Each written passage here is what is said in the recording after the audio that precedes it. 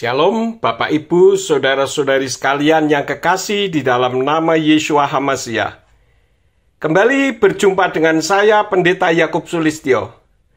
Kali ini saya menyanggah seorang yang merasa paling tidak sesat karena menyesat-nyesatkan orang, tetapi sesungguhnya justru dirinya lah yang membawa penyesatan dengan bertopengkan firman Tuhan. Link video lengkapnya ada di deskripsi video ini.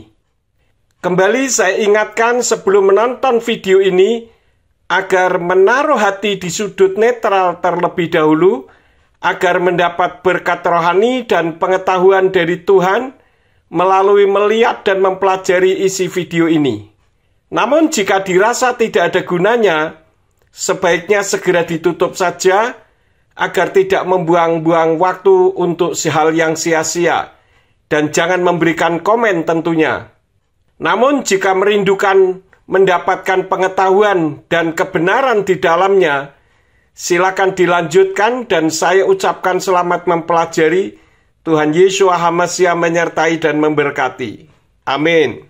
Ya, selamat malam saudara sekalian, berjumpa kembali dengan saya di channel ini.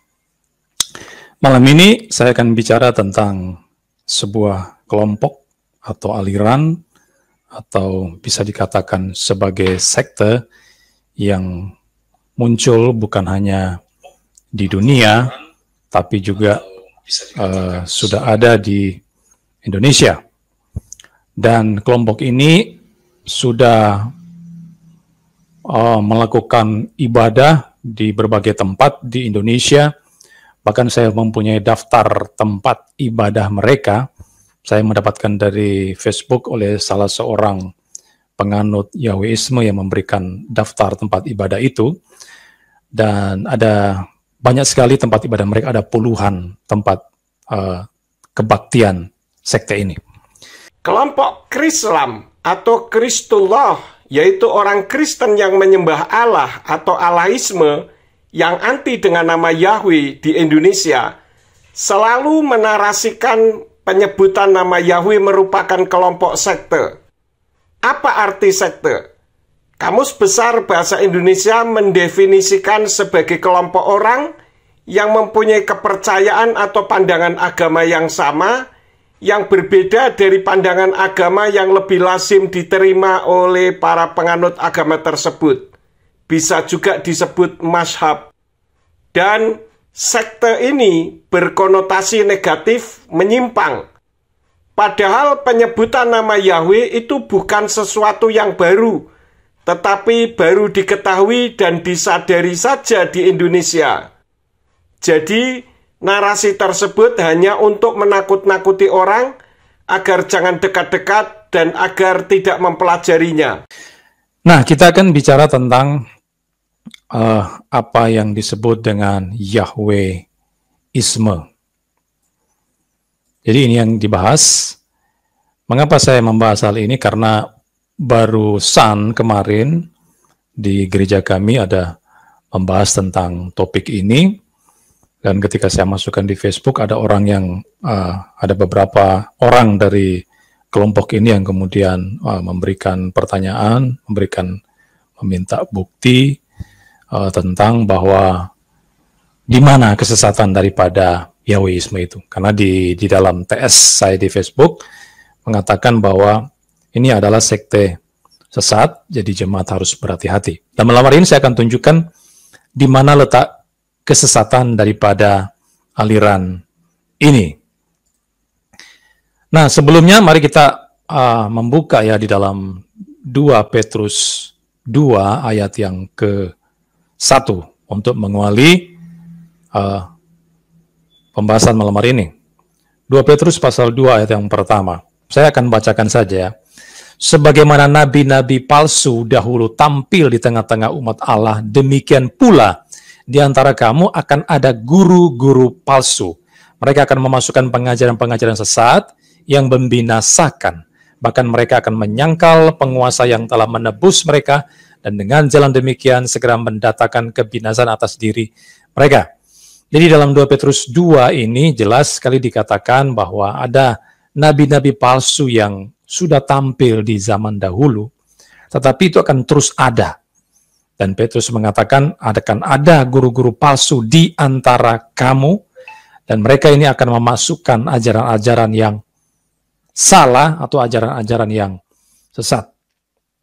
Dan kalau kita melihat lagi dalam Matius pasal yang ke-7 ayat 15, Matius pasal yang ke-7 ayat 15 dikatakan, waspadalah terhadap nabi-nabi palsu yang datang kepadamu dengan menyamar seperti domba, tetapi sesungguhnya mereka adalah serigala yang buas. Jadi menyambung di dalam 2 Petrus tadi dikatakan waspada, karena akan ada nabi-nabi palsu yang datang kepadamu, kepada orang-orang percaya dengan menyamar seperti domba. Nah, domba ini adalah gambaran daripada orang percaya. Orang percaya itu disebut atau dianalogikan sebagai domba. Dan guru-guru palsu atau nabi palsu akan datang kepada kamu ke dalam gereja Tuhan, maksudnya, tetapi sesungguhnya mereka adalah serigala yang buas. Jadi mereka bisa ada di dalam gereja Tuhan, di dalam jemaat Tuhan, di tengah-tengah orang percaya, tapi sesungguhnya mereka adalah serigala yang buas. Jadi baju domba itu sebetulnya hanya sebagai penyamaran saja. Mereka tidak sungguh-sungguh orang percaya. Mereka adalah serigala yang buas, yang sewaktu-waktu bisa menerkam Anda, bisa menerkam orang-orang percaya. Dengan apa? Bukan dengan secara fisik seperti serigala, tapi mereka akan memberikan pengajaran-pengajaran yang sesat, yang akan membinasakan saudara, kalau saudara mengikuti mereka. Jadi, ini yang pertama yang perlu kita sadari, bahwa jangan berpikir bahwa di dalam gereja Tuhan, itu semuanya adalah sudah orang yang percaya kepada Yesus. Tidak akan ada orang yang belum percaya, dan tidak ada guru-guru palsu. Tidak demikian, karena di dalam 2 teks ini dikatakan bahwa akan ada pengajaran sesat oleh para guru-guru palsu, oleh nabi-nabi palsu tersebut. Jadi kita mesti waspada, karena ada hal-hal yang demikian di dalam gereja Tuhan. Dan saya akan membuktikan bahwa itu memang benar, dan malam hari ini akan ada satu aliran atau sekte yang juga berada di dalam gereja Tuhan, mengaku sebagai orang yang percaya kepada Yesus Kristus, tetapi sesungguhnya mereka itu adalah serigala yang buas. Apa definisi ajaran atau aliran sesat? Ajaran sesat atau aliran sesat disebut juga heresi. Menurut Oxford English Dictionary adalah pandangan atau doktrin teologis atau keagamaan yang dianggap berlawanan atau bertentangan dengan keyakinan atau sistem keagamaan manapun yang dianggap ortodoks atau ajaran yang benar. Dalam pengertian ini, ajaran sesat adalah pandangan atau doktrin dalam filsafat, politik, ilmu, seni, dan lain-lain yang berbeda dengan apa yang umumnya diakui sebagai yang berwibawa. Artinya karena tidak seperti pada umumnya, maka dianggap sesat. Kalau pandangan saya, yang disebut ajaran sesat atau aliran sesat, itu karena berbeda dengan sumber aslinya. Jadi kalau yang dijadikan dasar karena berbeda dengan yang mengatakan sesat karena sudah umum, maka bisa dianggap sesat. Saya juga bisa mengatakan hal yang sama, karena tidak sama dengan pandangan saya yang sesuai dengan ajaran aslinya, maka merekalah yang bisa disebut sesat.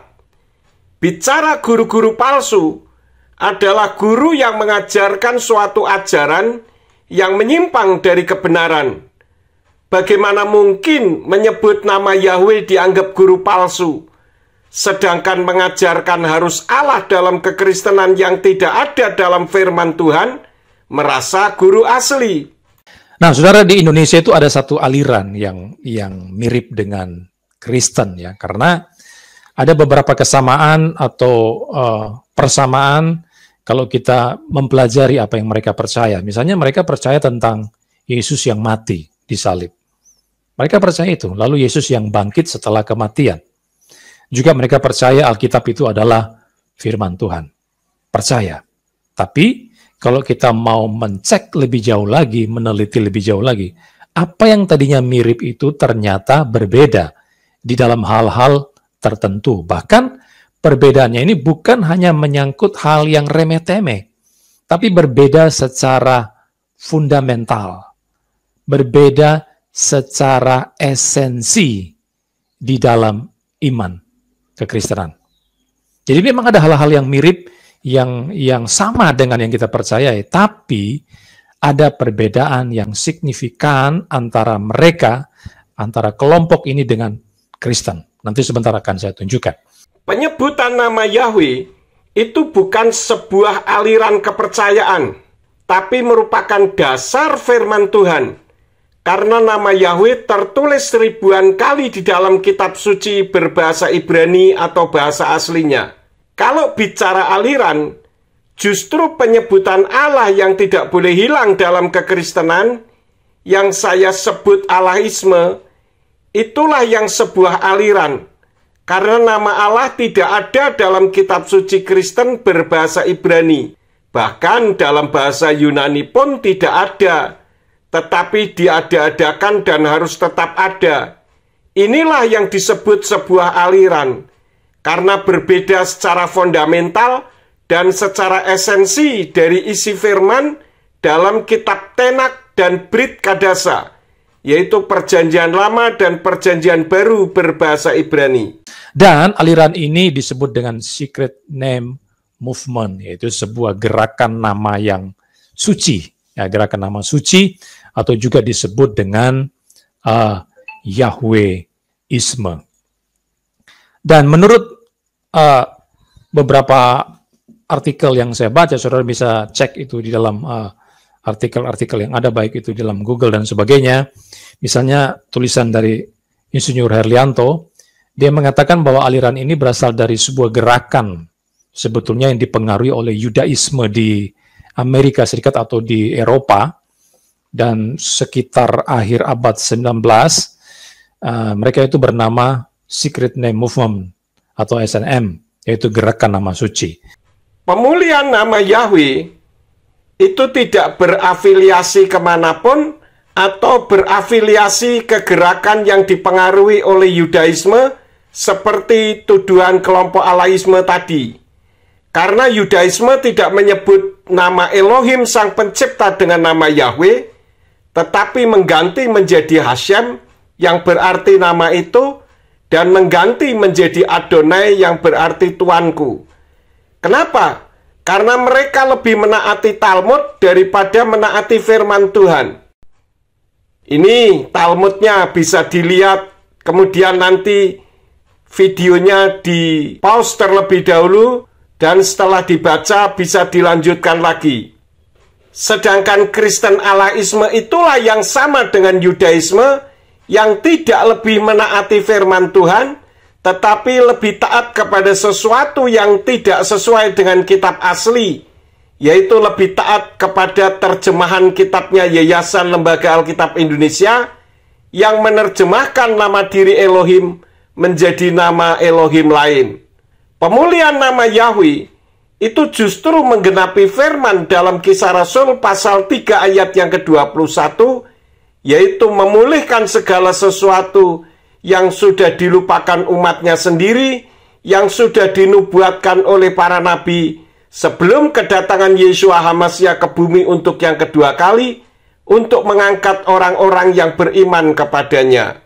Nah, mereka ini berkeinginan untuk memulihkan nama yang dianggap suci oleh mereka, yang tercatat di dalam Alkitab, yang disebut dengan YHWH.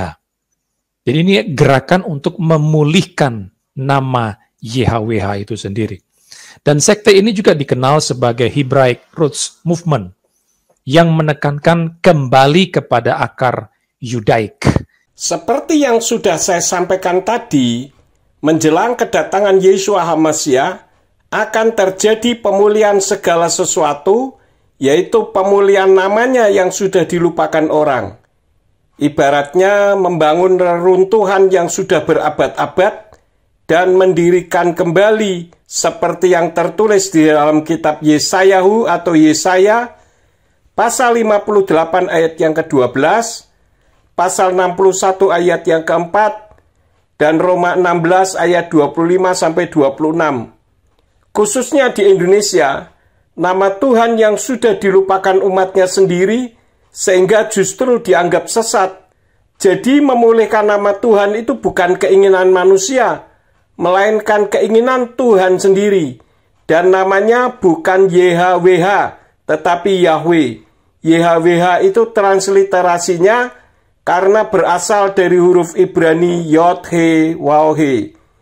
Ibaratnya seseorang bernama Yanto, bukan YANTO, karena YANTO itu hurufnya, bukan bunyinya atau pronunciation-nya. Kalau penyesat mengatakan ini gerakan Hebraic Roots Movement, itu bukan kembali ke akar Yudaik, melainkan kembali ke akar Ibrani. Namanya juga Hebraic Roots, bukan Judaic Root. Termasuk di dalamnya ada praktek-praktek ibadat Yahudi yang kemudian mereka gemakan ulang di zaman sekarang, seperti yang dinyatakan dalam Perjanjian Lama, termasuk adat istiadat ritualnya juga mereka nyatakan kembali zaman sekarang. Misalnya ada hari-hari raya Yahudi, ada 7 hari raya Yahudi, hari Pentakosta, hari raya Sukkot atau Pondok Daun, kemudian dan lain-lain ya, ada sekitar 7 hari raya, dan itu mereka lakukan kembali di zaman sekarang. 7 perayaan yang tertulis dalam kitab Perjanjian Lama, khususnya di kitab Imamat pasal yang ke-23, itu bukan hari raya Yahudi, melainkan perintah firman Elohim yang harus dirayakan turun-temurun. Makanya dibaca kitabnya dengan baik, dan selama ini diikuti juga oleh gereja-gereja, cuma tidak lengkap, yaitu seperti perayaan Pentakosta misalkan, perayaan Pesak atau Paskah, dan itu pun keliru. Paskah dianggapnya hari kebangkitan, sedangkan hari kematiannya disebut Jumat Agung. Padahal Jumat Agung tidak ada, dan Paskah itu adalah hari kematian Yeshua HaMashiach. Justru gereja-gereja pada umumnya merayakan apa yang tidak pernah diperintahkan oleh firman Tuhan, seperti kenaikan Isa Al-Masih misalkan. Padahal Isa Al-Masih tidak mati dan tidak bangkit. Bagaimana mungkin dia bisa naik ke sorga? Isa Al-Masih itu bukan Yeshua HaMashiach yang selama ini dikenal dengan Yesus Kristus. Karena dalam kitab berbahasa Arab, Yeshua HaMashiach itu ditulisnya Yashua, bukan Isa. Lagian Isa lahirnya di bawah pohon korma, sedangkan Yeshua lahirnya di kandang binatang. Dan masih banyak perbedaan-perbedaannya yang sudah saya sampaikan juga di video saya yang lain. Nah, kalau bicara sesat karena tidak sesuai firman Tuhan, siapa dong yang sesat? Nah, ini yang menjadi misi mereka. Dan pada tahun 1920 sampai 30-an ada gerakan religious Zionism yang menekankan kehidupan keagamaan Yahudi. Itu kemudian meningkat kegiatannya di Amerika Serikat, dan Charles Taze Russell itu adalah yang pertama terkena imbas daripada gerakan nama suci ini, atau gerakan Yahweisme ini. Sudah tahu, Russell ini adalah pendiri, diyakini sebagai pendiri daripada aliran sesat saksi Yehua. Dan mereka kemudian, penerus daripada Russell ini kemudian menggunakan nama aliran ini dengan nama Jehovah Witnesses atau Yahweh. Jehovah ini sama dengan Yahweh. Cuma orang saksi Yehova menyebut Jehovah, atau di Indonesia mereka menyebut sebagai Yehua. Ini sama, Jehovah, Yehua atau Yahweh itu menunjuk pada hal yang sama, itu menunjuk kepada YHWH itu sendiri ya. Itu menunjuk kepada YHWH. Menunjuk kepada YHWH. Jadi itu hal yang sama. Menunjuk pada Yahweh ini. Gerakan pemulihan nama Yahweh ini tidak ada kaitannya dengan Charles Taze Russell. dan tidak sama dengan saksi Yehova, tetapi murni karena gerakan dari Tuhan menjelang kedatangan Yeshua HaMasiah yang kedua kali. Kalau bicara sama, justru Albert Rumampuklah yang sama dengan saksi Yehova, karena sama-sama menggunakan nama Allah. Saksi Yehova juga sama kan menggunakan nama Allah, sedangkan kami tidak menggunakan nama Allah. Jadi siapa yang sama kalau begitu? Dan makanya tidak heran jika ada banyak orang yang kemudian mengaitkan sekte Secret Name Movement ini dengan aliran saksi Yehova. Ya, kedua aliran ini memang sesat ya. Nanti sebentar saya akan tunjukkan di mana kesesatan. Ini sekilas latar belakang mereka. Dan kalau hanya gara-gara nama sesembahannya sama, lalu dikaitkan dengan Charles T. Russell yang saksi Yehova, itu anggapan ngawur. Sama saja kalau saya katakan bahwa Krislam atau Kristullah itu ada kaitannya dengan Osama bin Laden, tokoh Al-Qaeda. Bagaimana tanggapan Anda? Ngawur juga kah? Asbun atau asal bunyi karena juga sama-sama anti-Yahudi? Di Indonesia, gerakan ini sudah muncul, bukan hanya di Amerika, Eropa, dan sebagainya, tapi juga sudah ada di Indonesia. Gerakan pemulihan nama Yahweh ini muncul di seluruh dunia karena itu gerakan Tuhan sendiri yang menggerakkannya. Sehingga meskipun tidak saling berhubungan, tetapi bergerak bersama-sama. Jadi nasihat saya, jangan menentang gerakan Tuhan, agar tidak menyesal di akhir kehidupan nanti. Apalagi menyesat-nyesatkan. Dan di Indonesia ini, saya sendiri sudah berinteraksi dengan beberapa pentolan daripada grup ini, kelompok Yahwisme. Misalnya ada Pendeta Tugu Hindarto, MTH, kemudian ada Pendeta Yakub Sulistyo, dan juga ada Profesor Christian Sugiarto. Saya sudah berdiskusi dengan ketiga orang ini di dalam medsos, ya, di Facebook, termasuk di dalam SMS, melalui HP bersama Pendeta Yakub Sulistyo sekitar tahun 2008, lalu kemudian 2009, 2011 dan seterusnya. Jadi saya sedikit banyak memahami bagaimana ajaran daripada mereka, karena saya terjun langsung berdiskusi bersama dengan orang-orang ini.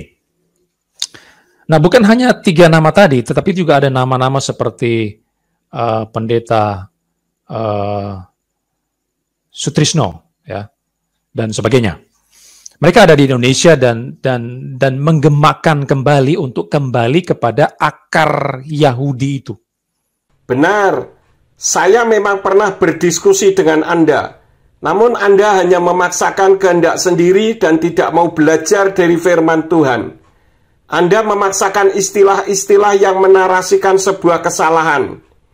Ini saja mengatakan seolah kami menggemakan akar Yahudi. Siapa yang menggemakan akar Yahudi? Kami menggemakan akar Ibrani, karena firman berasal dari Ibrani. Maksudnya dari kitab berbahasa aslinya, yaitu Ibrani. Bukan tertuju kepada orang Yahudi, tertuju kepada adat istiadatnya, seperti tuduhan Anda tadi. Ya, di mana bukan hanya menyangkut sistem hermeneutik yang dikembalikan menurut perspektif Yahudi, para rabbinik, tetapi juga bagaimana ritual-ritual agama mereka menggemakan kembali apa yang dilakukan oleh orang Yahudi di zaman Perjanjian Lama atau Perjanjian Baru, termasuk praktek Sabat, hari Sabat Sabtu itu mereka lakukan, termasuk juga sunat yang dilakukan oleh waktu itu saya berdiskusi dengan Pendeta Hindarto dan dia juga mengajarkan hal tersebut. Nah, ini sekilas bagaimana latar belakang mereka. Apa itu hermeneutik? Hermeneutik adalah usaha untuk beralih dari suatu yang relatif gelap kepada sesuatu yang lebih terang, atau proses mengubah sesuatu atau situasi ketidaktahuan menjadi mengerti. Maksudnya, suatu pendekatan atau metodologi interpretasi yang digunakan untuk memahami dan menginterpretasikan teks-teks, khususnya teks-teks yang bersifat kultural seperti teks sastra, teks agama, atau teks filosofi, dan lain-lain. Padahal pemulihan nama Yahweh yang kami lakukan adalah cuma meremove Allah dari kekristenan, karena nama Allah tidak ada kaitannya dengan kekristenan. Dan sebelum Islam lahir, nama Allah merupakan satu di antara 360 dewanya orang Arab kuno zaman jahiliyah. Coba nih dengarkan pernyataan Christian Prince, seorang Kristen Arab yang mengetahui persis siapa Allah itu. But here we have more important question about what is the name of Isa. Here you see the Muslim they translate as Jesus. But the fact, the word Yeshua or Yeshua in Arabic and Yeshua in Hebrew, not mentioned once in the Quran. So this is a fabrication. Or let us say it's a fabricated translation. The same as some Christian who translated the Bible into Arabic and they used the word Allah in the translation. That is a fabrication too. So translation can be full of fabrication, the same as some who translated the Bible and used the word Allah, but in fact this is not Christianity, and Allah has nothing to do with Christianity. And after 1400 years of occupation, the Arab Christians forced to use the word Allah, and now it became part of their, let us say, the daily life talking. If you go to all Islamic countries where Christians are minority, you will see all of them, they use the word Allah. Why? Because simply they are under the control of Muslims. However, when the Muslims they notice that using the word Allah is not for their benefit, they will forbid you from using it, as what happened in Malaysia. In Malaysia, they made the court order that no Christian should use the word Allah in a church, because that is the name of the God of the Muslims. And I agree with the court actually. They should not use it, and any Christian who used the word Allah, he should refrain from using it, for this is a pagan word and have nothing to do with us. So I agree 100% with the court of Malaysia, which is saying Allah is a name of the God of Islam and have nothing to do with the Christians. Why the Muslims in that country, they were upset from Christian using that word? Because they noticed a lot of Muslims converting out of Islam. So they said to themselves, maybe the missionaries, because they are using the word Allah when they speak to the Muslims, make the Muslims easy transaction from the cult of Islam to Christianity. And as I say, it's wrong to use the word Allah, for this is a pagan name, and it's not the word mean God. It's a name of a God which is a pagan God, exists before Islam. So Allahu Akbar, Allah is the moon God, Akbar is the sun God. They have sex together, they have 3 daughters. One is called Allat and then Manat al-Uzza. There's many Bible translation, they are using the word Allah. That's absolutely false translation, and we should avoid saying the word Allah, praying to God. But you can say, I mean, there's so many, like especially in the Middle East, the generation they learn nothing but saying the word Allah. But this is false name, false God. It's a big mistake Christians they do when they use it. But people, they are inheriting false inheriting, and the one to blame actually is the priest. Most of the priests are just doing business, sadly. Adapun mengenai sunat, tidak perlu saya terangkan di sini. Jika ingin mempelajari apa yang kami sampaikan, dapat dilihat di deskripsi video ini. Lalu, kita akan masuk di dalam pengertian dulu. Sebelum kita membahas aliran ini, Yahweisme itu apa? Yahweisme itu terdiri dari 2 suku kata, yaitu Yahweh dan Isme. Yahweh ini adalah nama Tuhan. Nama Tuhan yang tercatat dalam Alkitab. Kalau saudara belajar perjanjian, membaca perjanjian lama, memang di dalam kitab Musa, Yahweh itu dijelaskan di sana adalah nama Tuhan. Memang kita akui itu. Penyebutan nama Yahweh itu bukan aliran, melainkan dasar firman. Nama Yahweh bukan hanya di kitab perjanjian lama saja, tetapi ada juga di kitab perjanjian baru. Orang yang tidak suka dengan nama Yahweh selalu mengatakan bahwa nama Yahweh hanya ada di kitab perjanjian lama saja. Coba renungkan dengan akal sehat. Kitab Keluaran pasal 15 ayat yang ke-18 katakan, Yahweh yimlok leolam waed, yang artinya Yahweh memerintah kekal selama-lamanya. Tahu tidak artinya kekal? Kekal itu tidak berkesudahan. Kamus Besar Bahasa Indonesia mendefinisikan kekal itu tetap. tidak berubah, tidak bergeser, dan sebagainya, selama-lamanya, abadi, lestari.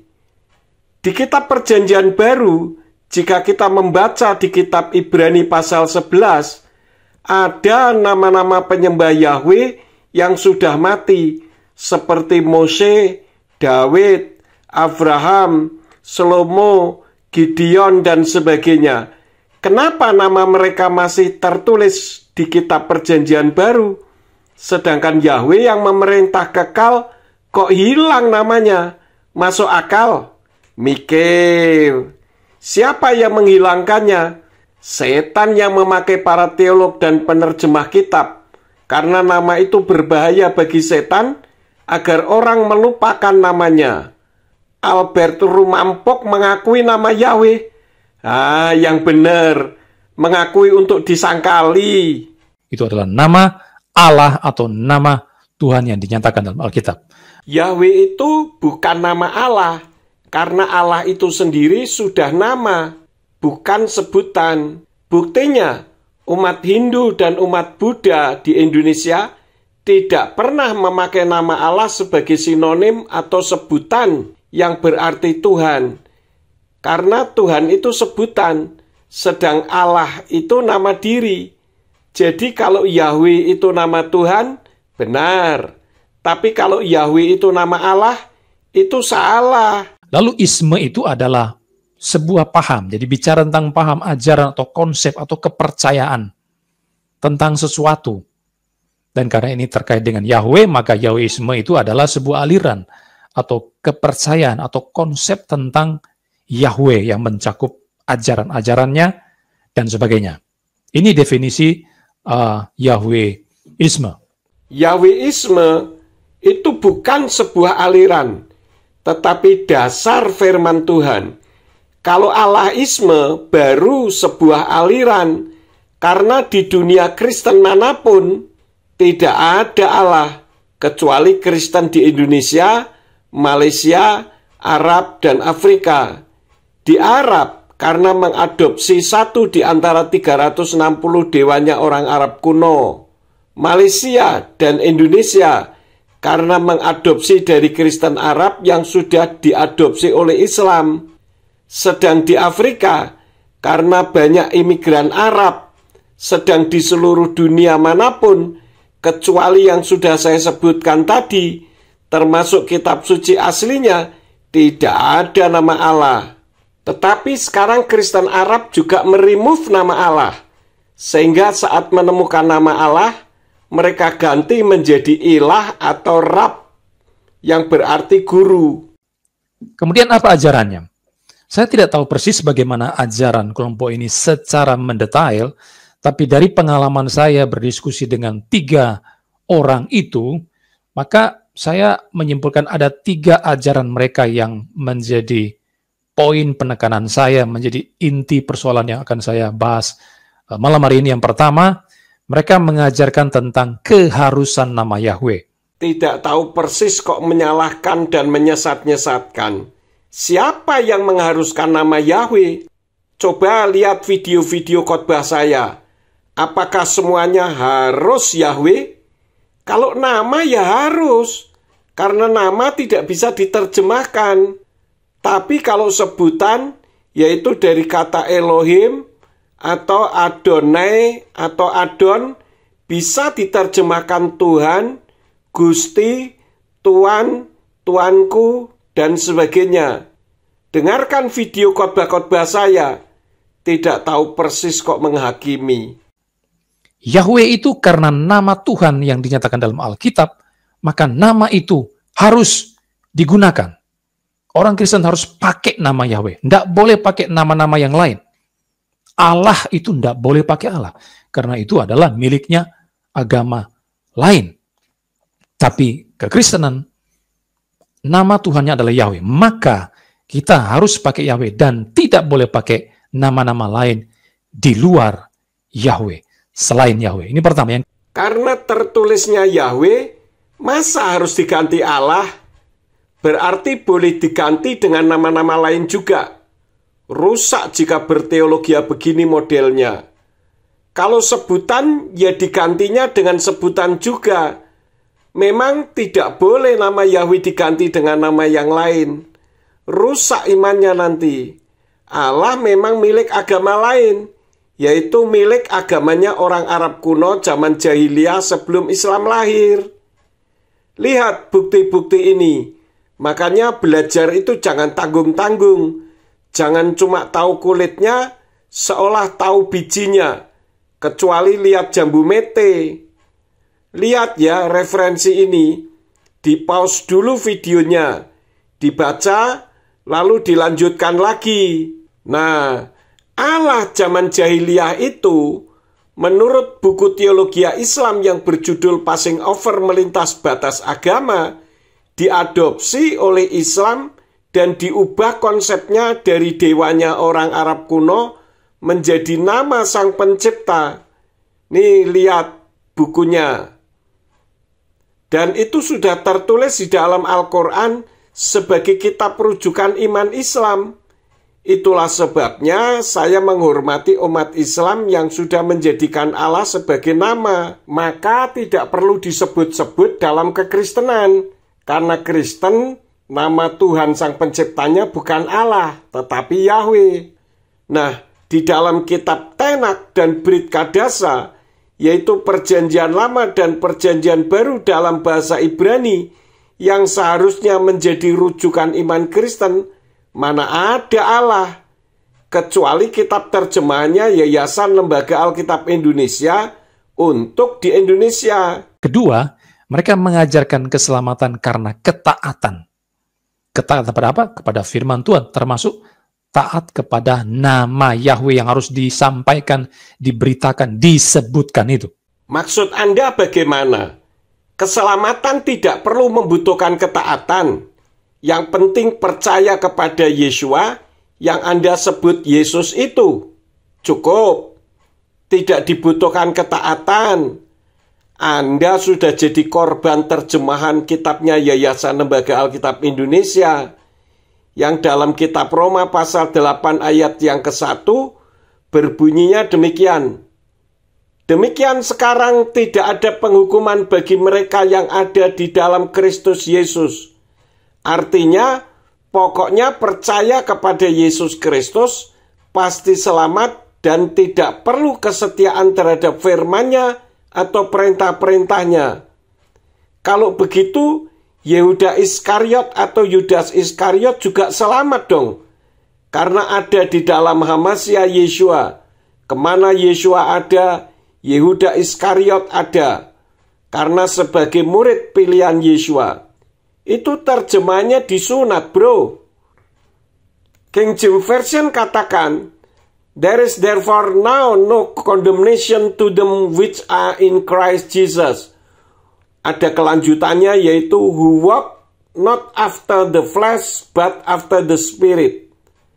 Nah, dalam kitab Brit Kadasa berbunyi Alken Evo Ein Asma Latvekim Be Yeshua Hamasya Hamid Halkim Selo Kabasar Ela Levi Haruah, yang kalau diterjemahkan seharusnya berbunyi sebagai berikut. Oleh karena itu sekarang tidak ada penghukuman bagi mereka yang ada dalam Yeshua Hamasya, yang tidak hidup menurut daging tetapi menurut roh. Jadi ada tambahannya, yang tidak hidup menurut daging tetapi menurut roh. Itu karena taat firman, bukan asal percaya saja seperti yang dikatakan tadi. Ya memang harus taat juga kepada nama Yahweh yang harus diajarkan. Karena Yeshua Hamasya juga mengajarkan nama Yahweh seperti yang tertulis dalam kitab Matius pasal 22 ayat yang ke-37 yang berbunyi, "Wa yomer Yeshua elai wa ahavta et Yahweh Elohika bekal lefafka ufkal nafseka ufkal madaika," yang artinya firman Yeshua kepadanya, "Kasihilah Yahweh Elohimmu dengan segenap hatimu, dan dengan segenap jiwamu, dan dengan segenap akal budimu." Yeshua tidak mengatakan kasihilah Allah, tetapi kasihilah Yahweh.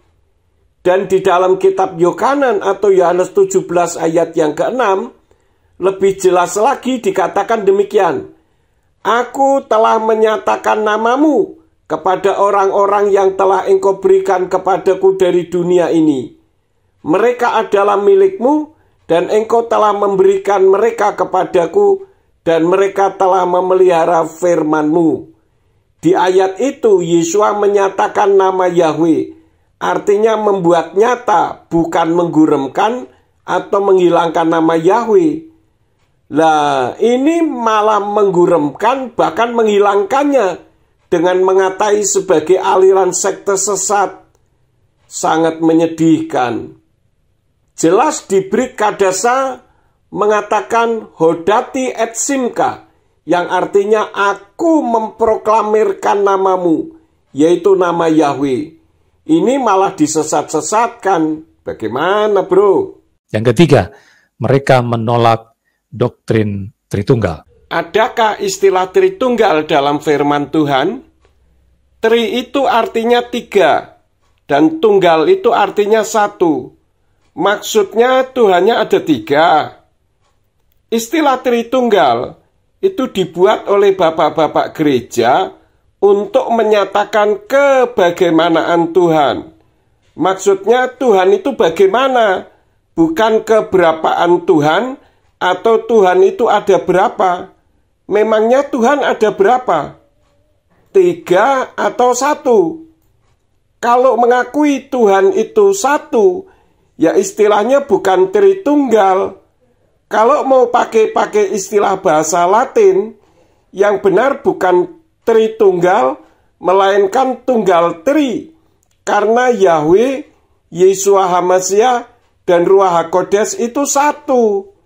Nih, baca 1 Yohanan atau 1 Yohanes pasal 5, ayat yang ke-7, yang berbunyi Ki Selosa Hamidim Basamayim, Ha'af, Wahadafar, Weruah HaKodes Uslastam Ekhadhema, yang artinya sebab ada 3 yang bersaksi di Samayim, Bapa, Firman, dan Ruach HaKodes, dan ketiganya ini adalah 1. Jadi pribadi Tuhan itu hanya 1, tetapi dalam 3 fungsi atau 3 manifestasi. Disebut Bapa karena menciptakan langit dan bumi beserta isinya, serta alam jagat raya, namanya Yahweh. Disebut Putra karena berfirman kepada manusia sebagai firman yang hidup, namanya Yeshua HaMashiach. Disebut Immanuel, yaitu dari kata Ibrani Imuna Anaknu Elohim, yang berarti Elohim yang berdiam di dalam kita. Istilah bahasa Jawanya Manunggaling Gusti, karena berdiam di dalam hati manusia sebagai penasehat ajaib dengan nama Ruach HaKodes. Ada berapa Tuhan? Ya tetap 1, bukan 3. Kalau saya bicara tentang ajaran-ajaran Yahweisme ini, saya sedang memaksudkan ajaran ini di mana kelompok ini kelompok yang ada di Indonesia, ya. Saya tidak bicara tentang kelompok yang di Amerika, Yahweisme yang ada di Eropa dan sebagainya. Tapi saya secara khusus menyoroti ajaran ini karena ada beberapa pendeta di Indonesia yang mengajarkan hal ini. Anda tidak bicara tentang kelompok yang ada di Amerika, di Eropa, dan sebagainya. Tetapi kenapa tadi Anda mengkait-kaitkan ke Charles Taze Russell? Apa maksudnya? Kalau bicara itu yang jelas. Jangan mencela-mencela istilah bahasa Jawanya, karena saya tinggal di Jawa.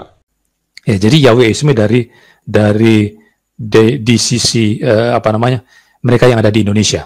Inilah ketiga ajaran mereka yang akan saya tanggapi. Yang pertama, kita melihat satu persatu, ya, keharusan nama Yahweh. Ada 2 argumentasi yang mereka pakai ketika mereka menyatakan harus pakai Yahweh, tidak boleh pakai Allah. Pertama, Yahweh itu adalah nama pribadi dan tidak boleh diganti-ganti. Ini adalah pendapat daripada Pendeta Yakub Sulistyo.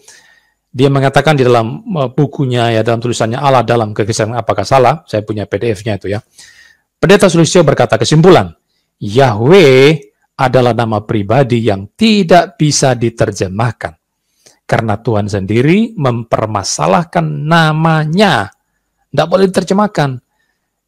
Tuhan mempersalahkan namanya, mempersoalkan namanya agar jangan disebut dengan sembarangan. Keluaran 20 ayat 7, apalagi diganti-ganti dengan sembarangan. Menyebut saja sembarangan, tidak boleh, apalagi diganti-ganti. Dan nama sesembahan lain dilarang untuk disebut. Keluaran 23 ayat 13. Jadi ini argumen mereka. Karena nama Yahweh itu nama pribadi, tidak boleh disebut sembarangan, tidak boleh diganti-ganti. Ini loh buktinya ada dalam 2 teks ini. Maka kalau orang Kristen yang mengganti nama Yahweh menjadi nama yang lain, salah. Itu berdosa, itu melawan kedua ayat ini. Ini argumentasi yang pertama. Dan bukan hanya Yakub Sulistyo, tapi juga Pendeta Teguh Indarto juga mempunyai argumentasi seperti ini. Tidak boleh ganti Yahweh dengan nama lain. Karena ini adalah nama Tuhannya orang Kristen. Sama dengan Yakub Sulistyo. Nah, saya akan menanggapi. Yang pertama tanggapan saya. Dulu zaman Orde Baru, orang Tionghoa di Indonesia diharuskan oleh pemerintah untuk mengganti nama Indonesia. Seperti Mehua harus diganti menjadi Wati, Tan Peng Liong harus diganti menjadi Sartono misalkan. Lalu Mehua dan Tan Peng Liong terpaksa mengganti namanya menjadi nama Indonesia. Dan si pemilik nama mau tidak mau harus mau mengganti. Karena yang meminta untuk mengganti pemerintah yang punya otoritas, melebihi otoritas si pemilik nama.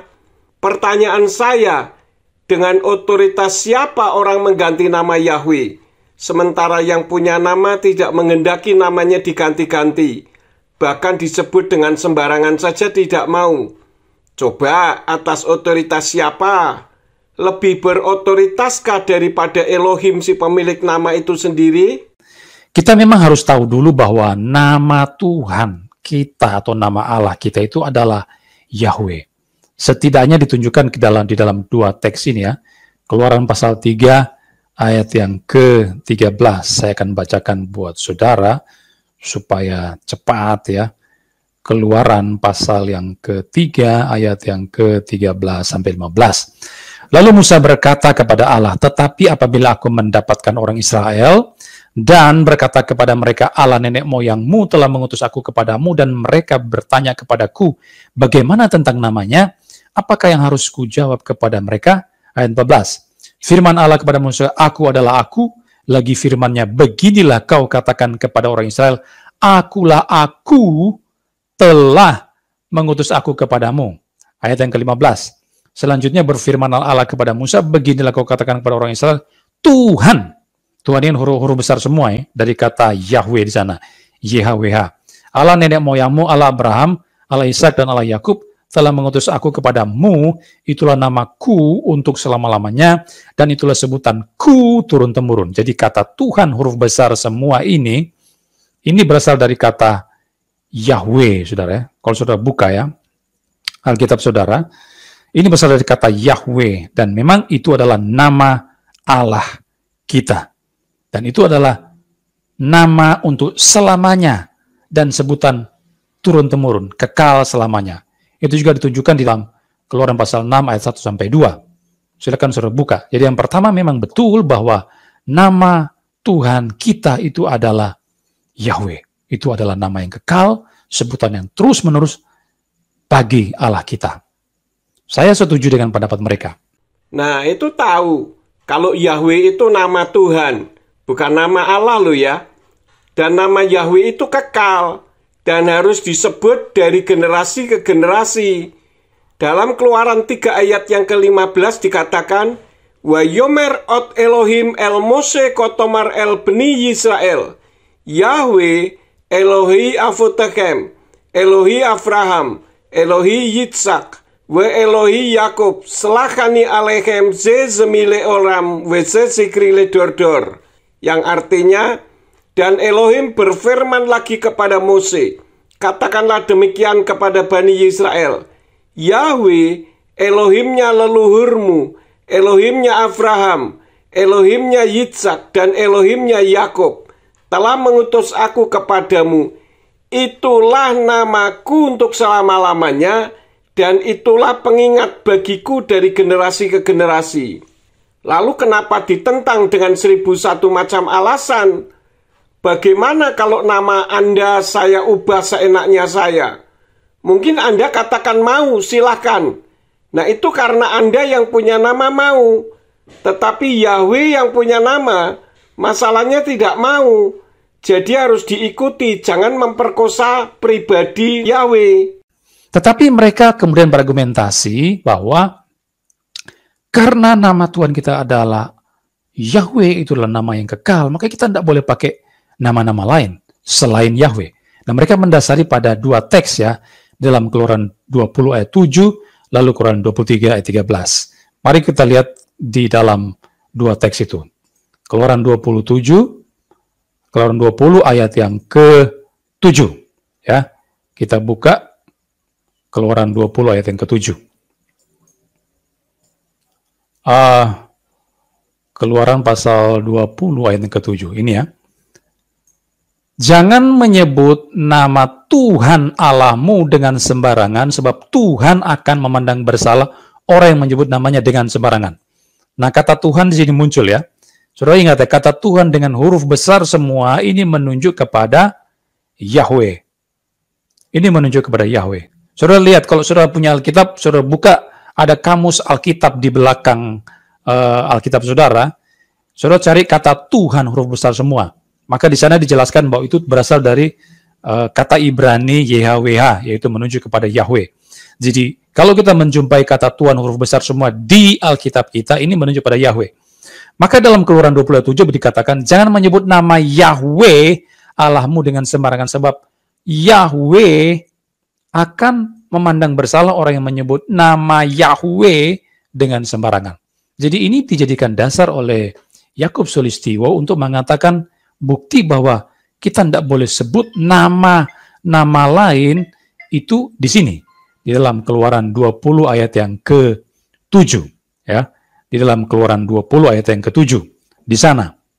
Karena disebutkan bahwa kita tidak boleh menyebut nama Yahweh dengan sembarangan di sana. Ini buktinya. Tapi kan di dalam teks ini, di dalam Keluaran 20 ayat 7, itu tidak sedang menjelaskan hal seperti itu sebetulnya. Ini kan cuma dikatakan jangan menyebut nama Yahweh sembarangan. Di situ tidak dicatat jangan mengganti nama Yahweh dengan nama-nama yang lain. Mana ayatnya begitu? Nah, menyebut dengan sembarangan saja dilarang. Kok mengganti-ganti dengan sembarangan? Logikanya di mana? Nama Yahweh yang kudus di ayat tersebut diganti menjadi sebutan umum, yaitu Tuhan, Tuhan huruf besar semua. Dan itu menyebabkan orang tidak mengenal nama Yahweh lagi, karena taunya Tuhan. Lah, Tuhan siapa jika namanya dihilangkan? Sedangkan tadi sudah dibuktikan oleh Christian Prince, seorang teolog Kristen Arab yang membuktikan bahwa Allah itu nama diri sesembahan lain.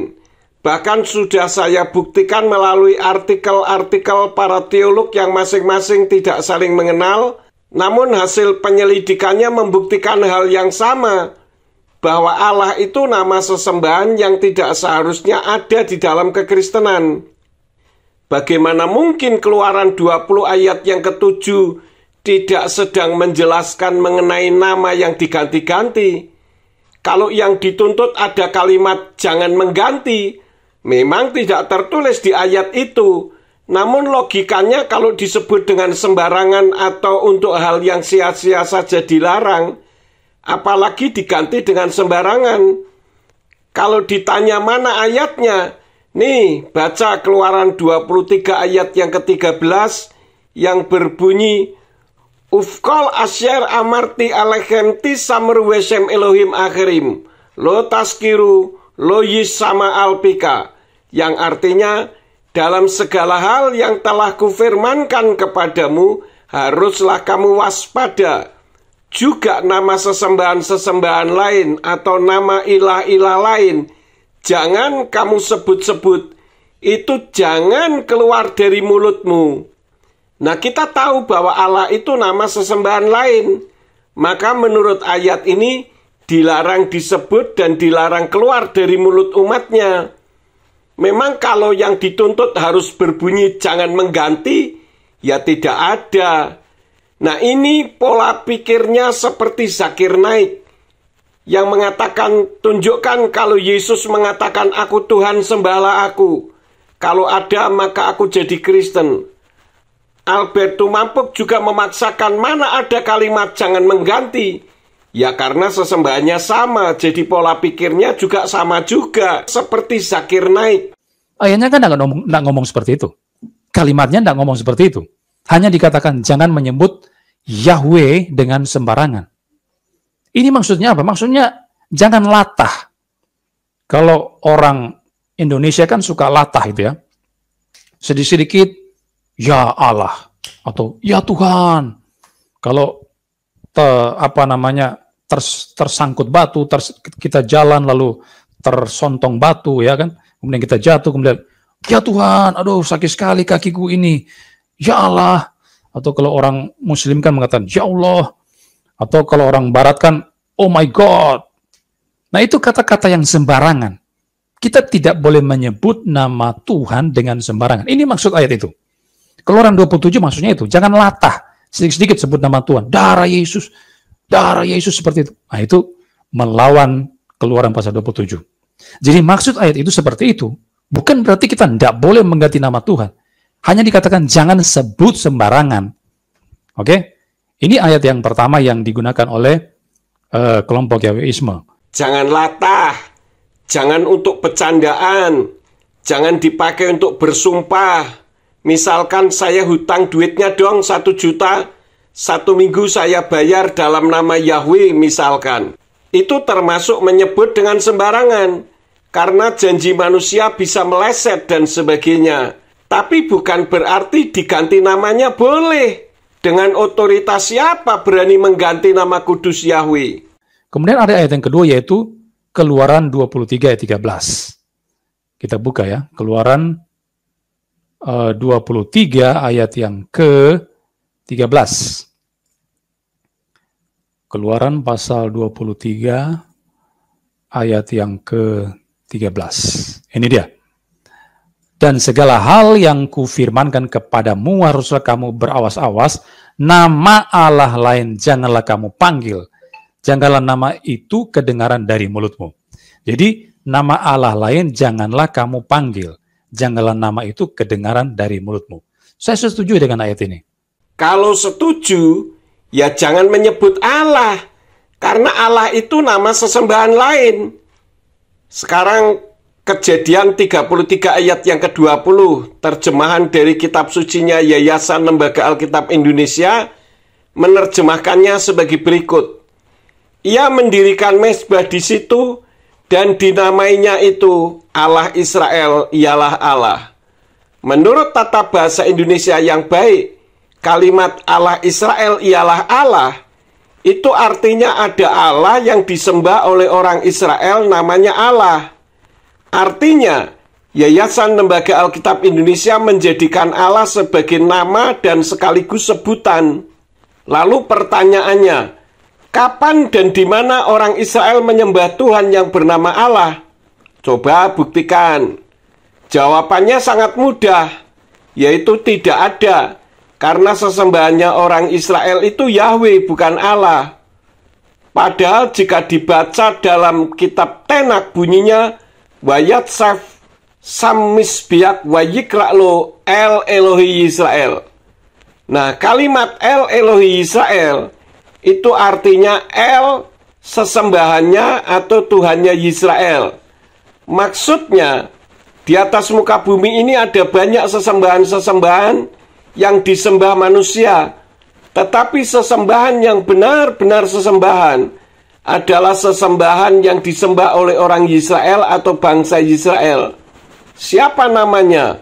Namanya Yahweh, seperti yang tertulis di dalam kitab Yesayahu atau Yesaya pasal 42 ayat yang ke-8, yaitu Ani Yahweh Husmi Ukfodi le'akhir lo eten utilati lapsilim, yang artinya aku Yahweh, itu namaku, Dan aku tidak akan memberikan kemuliaanku kepada yang lain dan pujianku kepada patung. Kita tidak boleh panggil nama Allah lain. Nama Allah lain seperti apa? Misalnya nama dewa matahari misalnya. Ya, kalau kita berdoa, oh ya dewa matahari, aku berdoa kepadamu dewaku, Allahku. Tolong saya lagi dalam keadaan masalah ini. Saya kesulitan ekonomi, uang saya tinggal 1 juta di rekening. Tolong ya dewa matahari supaya berkati saya berlimpah-limpah. Itu kita menyebut nama Allah lain seperti itu. Kita tidak boleh menyebut nama Allah lain. Dewa matahari juga memang nama lain. Saya setuju ini.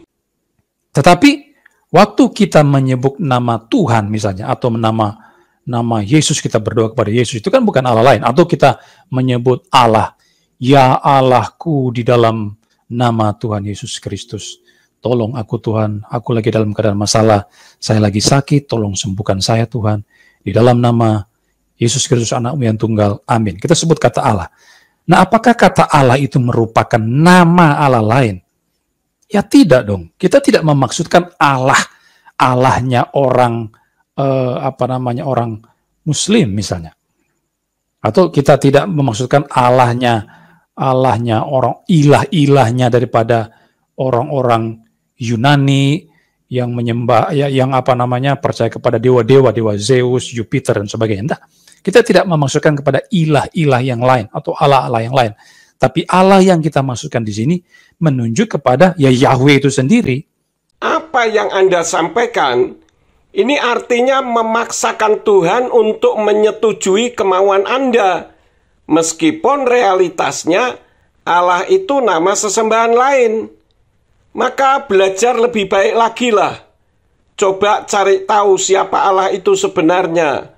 Belajar sejarah nama Allah dengan lebih dalam lagi. Allah itu siapa? Nama atau hanya sebutan? Kalau menyebut nama Allah tidak bermasalah karena Allah itu ya Yahweh itu sendiri, itu namanya memaksa Tuhan harus menyetujui maksud Anda. Apalagi dibalut dengan nama Yesus. Kalau begitu, jika berdoa seperti ini, ya Zeus dalam nama Yesus, saya memohon pertolonganmu. Boleh juga, jika menurut saya Zeus itu hanya sebutan. Kacau nih firman Tuhan kalau begini caranya. Yahweh itu adalah Allah bagi kita. Yahweh itu disebut sebagai Allah. Atau menunjuk kepada Yesus yang adalah Allah itu sendiri. Kalau Allah, Yahweh, Yesus, itu nama. Kalau sebutannya seperti ilah, Tuhan, Gusti, sesembahan, Elohim, Lord, God, tete manis, dan sebagainya. Itu semua sebutan, bukan nama.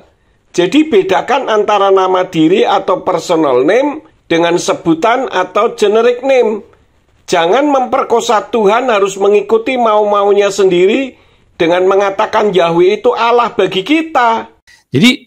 Jadi fokus penyembahan kita atau ibadat kita atau doa kita ketika kita menunjukkan kepada kata Allah itu, kita tidak memaksudkan kepada Allah yang lain selain daripada Yahweh itu sendiri. Kita percaya bahwa Yahweh itu adalah Tuhan kita, Allah kita. Maka ketika orang Indonesia berdoa dengan menyebut istilah Allah misalnya, itu tidak memaksudkan kepada ilah-ilah yang lain selain daripada Yahweh atau selain daripada Allah Tritunggal, Bapa, Anak, dan Roh Kudus. Ini yang namanya memperkosa Tuhan. Jadi kalau saya menyebut-nyebut Zeus, tetapi yang saya maksud ya Yahweh itu sendiri, berarti boleh dan benar dong ya.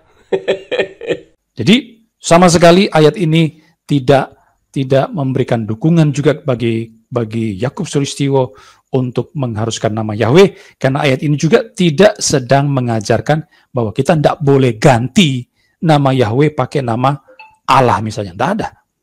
Hanya mengatakan jangan panggil nama Allah lain. Ya kan? Dan kita memang tidak pernah memanggil nama Allah lain.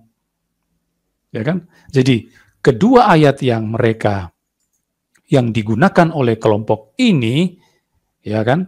Kedua ayat yang digunakan oleh kelompok ini yaitu di dalam Keluaran pasal yang ke-20 dan juga 23 ayat yang ke-13 ini, ya kan? Ayat yang ke-13 ini itu sama sekali tidak mendukung posisi mereka. Dua ayat ini sama sekali tidak mendukung posisi kelompok Yahwisme, Pendeta Sulistyo dan sebagainya. Komentar saya, ini pola pikir yang sama dengan pola pikirnya Zakir Naik yang meminta ditunjukkan Yesus mengatakan, "Aku Tuhan, sembahlah aku." Persis sama, karena nama sesembahannya sama. Yang ketiga, jawaban saya, nama diri, karena mereka mengatakan nama diri itu tidak boleh diganti-ganti. Memang nama diri itu terkadang tidak boleh diganti, tetapi itu bukan sebuah keharusan. Bukan sebuah keharusan. Misalnya, kalau saudara nonton televisi misalnya, ada Presiden Joko Widodo di sana, kemudian ada Mensesnek membacakan susunan acara mungkin, lalu dia mengatakan, nanti acara yang kedua kita akan mendengarkan kata sambutan dari Presiden Republik Indonesia, Bapak Haji Joko Widodo. Kalau di dalam acara-acara resmi kenegaraan, mungkin kita tidak boleh pakai nama lain daripada Pak Jokowi. Kita memang harus menyebut nama aslinya secara lengkap. Presiden Joko Widodo. Kalau dibacakan di dalam acara-acara kenegaraan. Tapi apakah itu merupakan sebuah kemutlakan? Kita harus atau semua orang harus panggil Presiden Joko Widodo? Tidak. Karena kalau Pak Jokowi misalnya ada di tengah-tengah keluarganya, bersama anak-anaknya dan istrinya, apakah anak istrinya memanggil Bapak, misalnya mau makan ya, lalu istrinya mengatakan, "Ayo Pak Presiden Joko Widodo, mari kita makan bersama." Apakah seperti itu? Ya tentu tidak. Ini bukan acara yang formal. Istrinya bisa memanggil, "Sayang, mari kita makan bersama yuk." Atau anak-anaknya bisa memanggil, "Pah," atau "Papa, ayo kita makan, Pak. Kita makan sama-sama." Jadi nama Presiden Joko Widodo itu bisa diganti menjadi sayang oleh istrinya, juga diganti menjadi papa oleh anak-anaknya. Boleh dong. Itu bukan sebuah keharusan. Di sini membuktikan kalau Anda tidak bisa membedakan antara nama dan sebutan. Joko Widodo itu nama, sedangkan sebutannya Presiden, Insinyur, Haji, Sayang, Pak atau Bapak, Papa, dan sebagainya. Coba Joko Widodo diganti dengan Albert Rumampuk. Bisa tidak? Dan saya, misalnya, nama saya Albert Rumampuk. Kalau di acara resmi di gereja dan sebagainya membacakan, misalnya ada pengumuman di gereja, minggu depan pemusik adalah Bapak Albert Rumampuk. Ya harus sebutkan nama secara lengkap. Tapi kalau saya berada bersama teman-teman saya, atau teman-teman saya di gereja, mereka tidak memanggil saya dengan sebutan Albert Rumampuk secara lengkap. Tidak. Tapi mereka panggil saya dengan nama Abe. Itu adalah nama panggilan saya. Nama kecil saya adalah Abe. Nah, waktu mereka mengganti nama saya menjadi Abe, apakah itu salah? Ya, tidak salah. Karena itu adalah nama panggilan saya oleh teman-teman saya. Ketika mereka memanggil Abe, saya tidak akan marah mereka. Kembali, Anda ini tidak bisa membedakan antara nama dan sebutan. Albert itu nama, sedangkan Abi itu sebutan, bukan nama. Kalau Anda anggap Abi itu nama juga, coba sertifikat rumah Anda yang sudah tertulis Albert Anda ganti menjadi Abi. Kan sama. Silahkan dibuktikan dan saya tunggu buktinya ya.